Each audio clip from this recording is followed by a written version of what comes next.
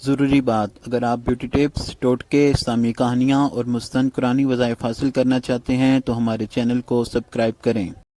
اعوذ باللہ من الشیطان الرجیم، بسم اللہ الرحمن الرحیم۔ السلام علیکم ورحمۃ اللہ وبرکاتہ۔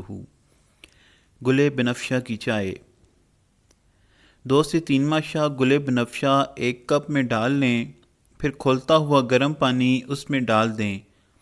5 منٹ تک دم دے کر اسے چھان لیں اور اس میں حسب ذائقہ چینی اور گرم دودھ شامل کر کے پئیں۔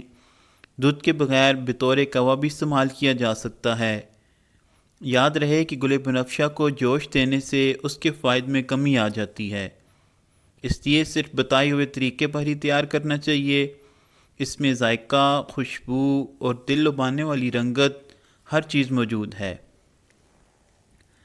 گل بنفشہ دل اور دماغ کو فرحت بخشتی ہے، بھوک لگاتی ہے، قبض کشا ہے۔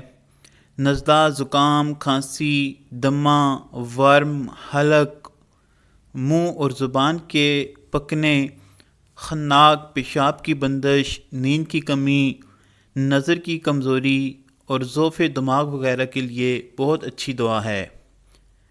اس کی کچھ مدت کے استعمال سے چائے کی عادت بھی چھوڑی جا سکتی ہے۔